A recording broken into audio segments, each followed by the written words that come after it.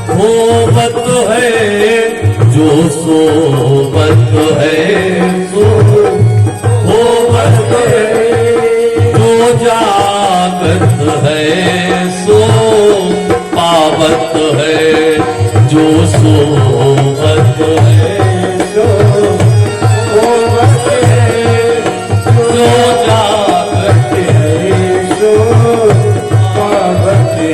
जय हो बड़े भाव से।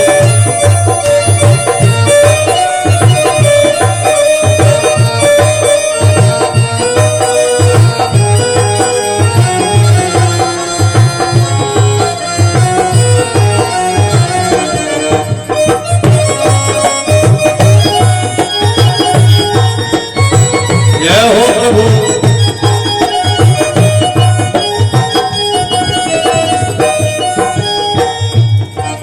उठ नींद से अखियां खोल जरा, उठ नींद से अखियां खोल जरा, उठ नींद से अखियां खोल जरा, उठ नींद से अखियां खोल जरा, और अपने प्रभु से ध्यान लगा, और अपने प्रभु से ध्यान लगा।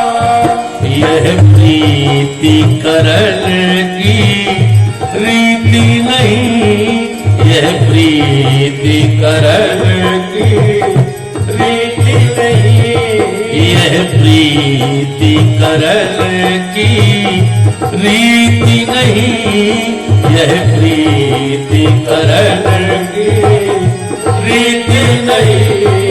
प्रभु जागत है तू सोबत है, प्रभु जागत है तू सोबत है। उठ जाग मुसाफिर भोर भई, उठ जाग मुसाफिर और भई, अब नैन कहाँ जो सोबत है। उठ जाग मुसाफिर और भई, अब नैन कहाँ जो सोबत है। जो कल करना सो आज कर ले। हम आप कहते रहे पूजा कल करेंगे, भजन कल करेंगे। देखो समय किसी का इंतजार करता नहीं है। जो कल करना सो आज कर ले,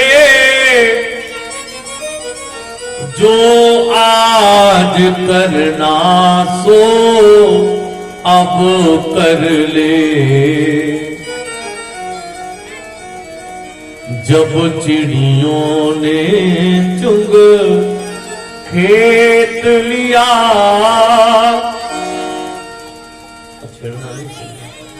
जब चिड़ियों ने चुग खेत लिया,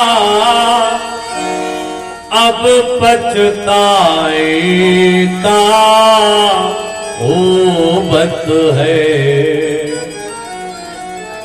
देखो मैं फिर इस वचन को दोहराऊं, समय रहते जो न सुधर पाया, एक ना एक दिन उसे पछताना अवश्य पड़ेगा।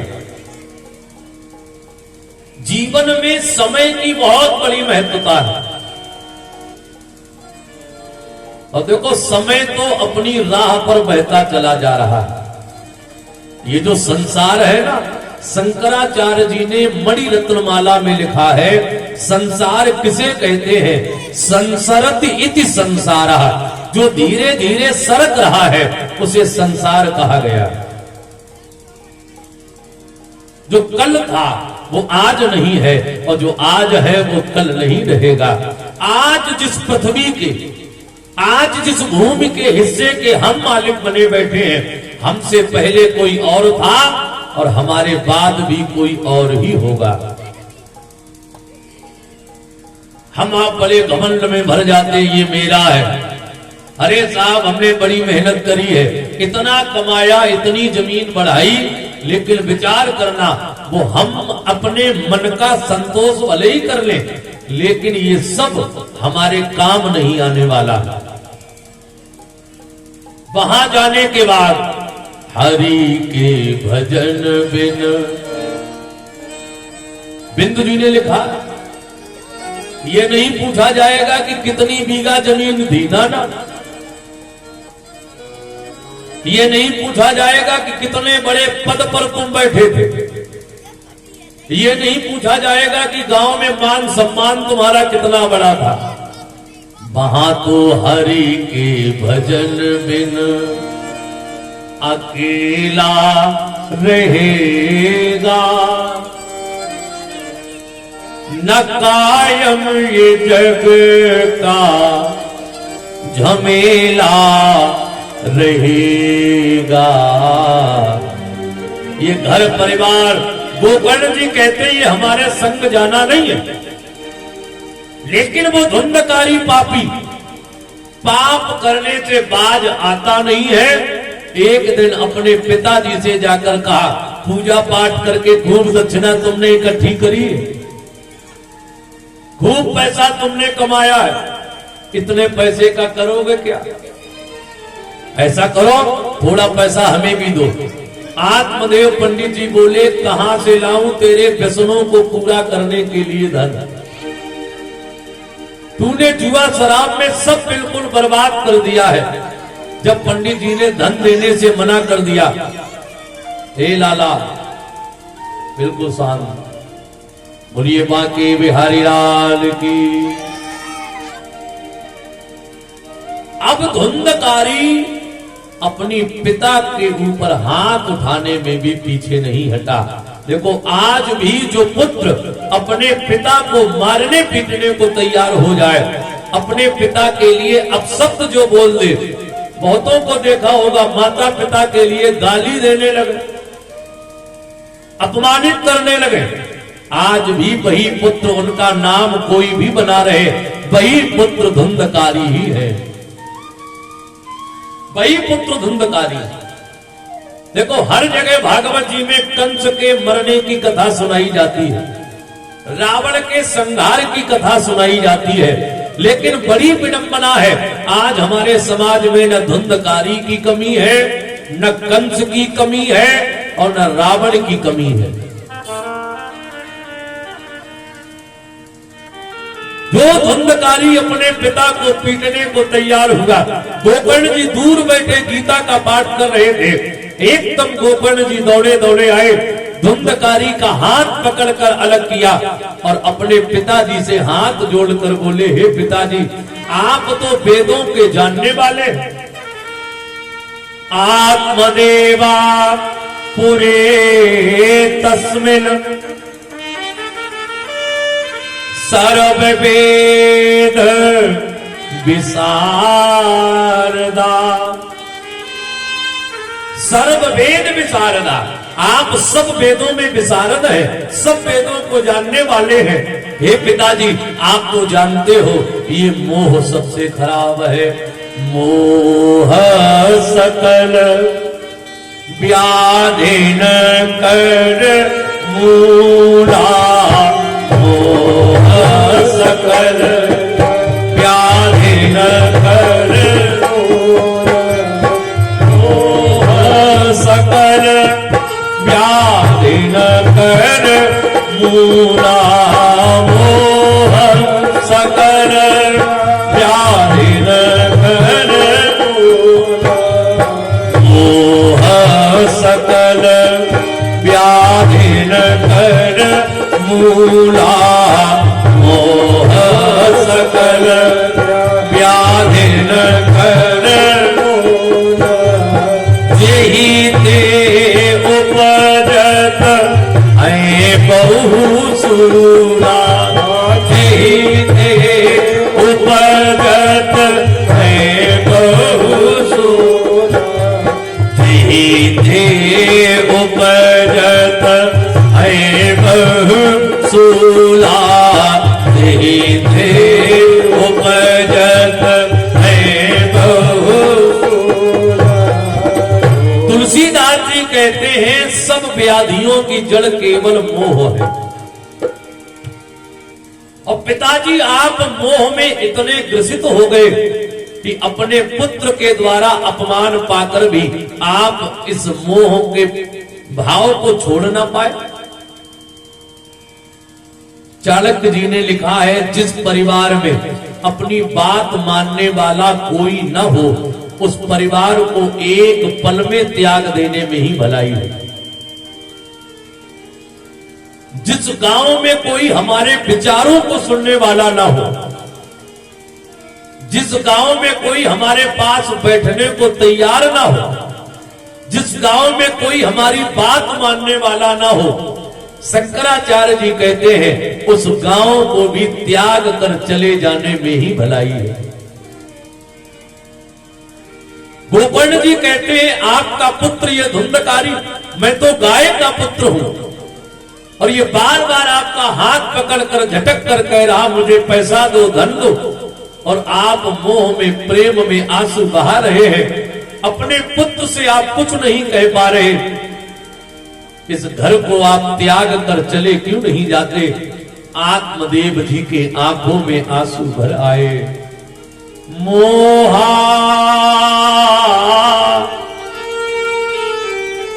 मोहा पुराना, हे मेरे पुत्र, मैं मोह में इतना आतुर हो गया हूं,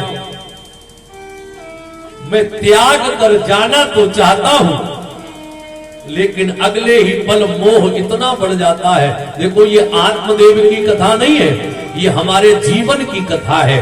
अपनों से कष्ट पाकर कभी कभी मन होता है सवेरा होते ही छोड़कर चले जाए। अरे जिनके लिए हमने मेहनत करी, मजदूरी करी, जिनके लिए हमने चोरी करी, ठगी करी, परिवार वालों के लिए ही तो किया सब, और जब वही भला बुरा कहे तो मन होता है कि सब कुछ त्याग कर चले जाएंगे। लेकिन अगले ही सवेरे जो नाती बाबा बाबा कहकर दौड़ कर आया, मोह इतना प्रबल हो जाता है कि त्याग कर हम जाना तो चाहते हैं, लेकिन मोह के बस जा नहीं पाते। आत्मदेव कहते हैं मैं जाना तो चाहूं, लेकिन कैसे जाऊं? तब गोकर्ण जी ने समझाने का प्रयास किया। हे पिताजी, देहे अस्ति मांस रुधिरे। देखो, जो भी लोग कथा में बैठे हैं बड़े भाव से बैठे हैं और एक एक श्लोक का अर्थ समझते चले। देहे, गोकर्ण जी कहते पिताजी ये जो हमारी आपकी देह है ना, तीन के द्वारा बनी है। देहे अस्थि मांस रुधिरे। देखो, तीन से बना शरीर है हमारा। अस्थि, अस्थि कहते हड्डी को, मांस कहते मांस को, और रुधिर कहते हैं खून को। ये तीन से बना शरीर, और तीन से बना शरीर है, और तीन से बना शरीर एक दिन ये छूट जाएगा।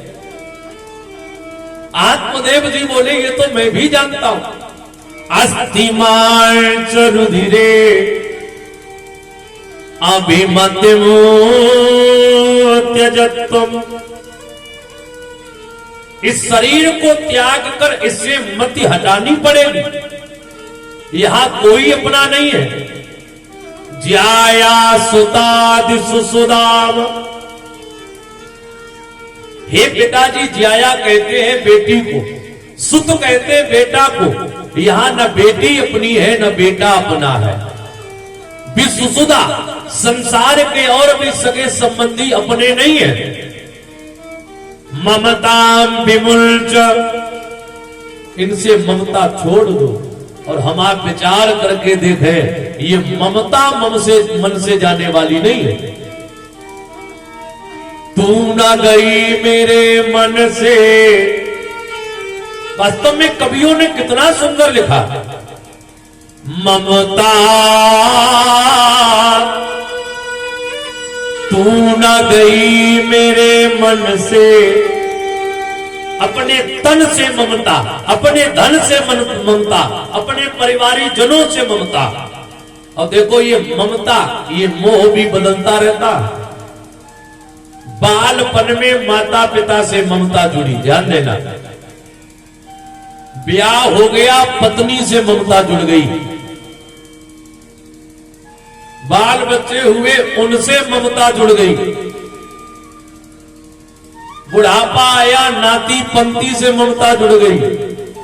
ममता का रूप भी बदलता रहता है, लेकिन ये जाती नहीं है। जीवन मरते मर गए, ममता जाने वाली नहीं।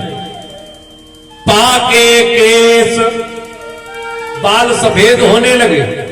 पाके केस नयन है थाके, आंखें भी थकने लगी।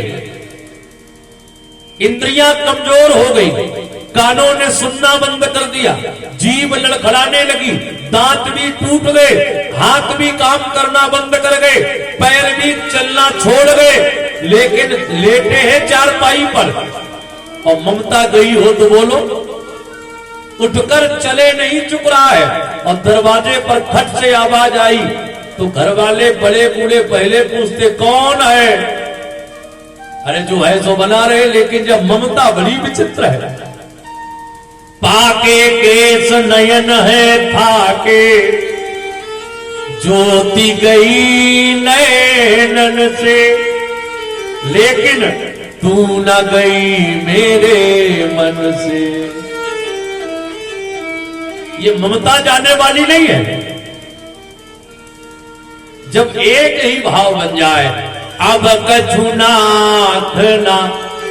भाई केवट ने जब प्रभु श्री राम को, लक्ष्मण जी को, सीता जी गंगा मैया के पार जाकर खड़ा किया, अब राम जी मन में सकुचाए। देखो ध्यान देना भक्त का भाव।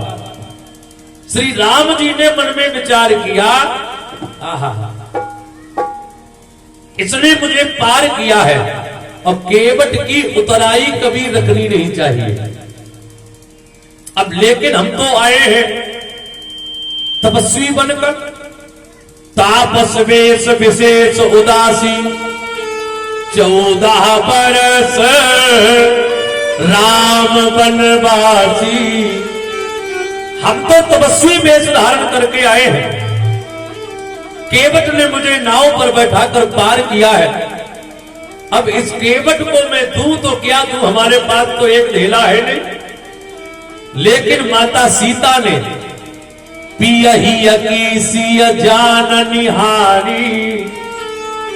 देखो बड़ा सुंदर भाव है रामचरितमानस का।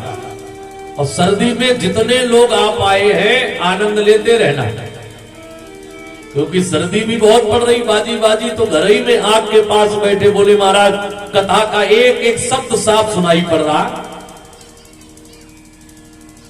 अच्छा विचार करो, सब लोग अगर यही कहें कि कथा का एक एक शब्द साफ आ रहा है, तो हम यहां कथा क्या टेंट को सुनाए, खाली बोलो। आना तो पड़ेगा कुछ लोगों को, इसलिए प्रयास करें जो भी लोग घर पे बैठे हैं वो ज्यादा से ज्यादा संख्या में कथा में अवश्य आए। और फिर हनुमान जी की इच्छा, भोलेनाथ की इच्छा, जो आए सो आए, हमें तो अपनी ड्यूटी देनी है। बोली हनुमान जी महाराज की। पियही की सिय जान निहारी। माता सीता ने राम जी के मन की बात जान ली। ध्यान देना, पतिव्रता वो धन्य है जो पति बात कह ना पाए, पति की आंख देखकर ही जान ले उनके हृदय की बात। एकदम माता सीता ने अपने हाथ में पहनी हुई मुंदरी अंगूठी उतारी और प्रभु श्री राम के हाथ में दे दी। राम जी बोले देवी ये काहे दे रही हो? मैया सीता बोली केवट ने हमें पार उतारा है, जब उतराई इसको दे दो। राम जी मन में बड़े प्रसन्न भये। अरे सीता, आज तूने मेरी लाज रख दी। मैं राजकुमार राम, और जो केवट ने मुझे पार किया, आज मैं इसका ऋणी हो जाता, लेकिन उतराई देकर मैं ऋण मुक्त होना चाहता हूं। जो वह मुंदरी व अंगूठी राम जी ने केवट की तरफ बढ़ाई, केवट ने कहा ना ना महाराज, मैं आपसे नहीं ले सकता। जब राम जी से केवट ने नहीं ली, लक्ष्मण जी बोले लाओ प्रभु मैं दे दूं। लक्ष्मण जी ने वह मुंदरी आगे बढ़ाई, एकदम केवट हंस के बोला आज से तो ले लूंगा मैं, लेकिन आपके पास अपना कुछ हो सुलाओ। दूसरे की मुंदरी लेकर दिखा रहे हो कि ले लो, ना ना आपके पास हो तो कुछ लाओ। लक्ष्मण जी बड़े उदास हो गए, बात बड़ी खरी कर दी केवट ने। और वही मुंदरी माता सीता ने हाथ में लेकर कहा हे केवट, प्रभु को ऋण मुक्त कर दो। केवट के आंखों में आंसू आ गए। बहुत दीन बहुत दीन प्रभु लखन सिया, नहीं कछु केवट ले।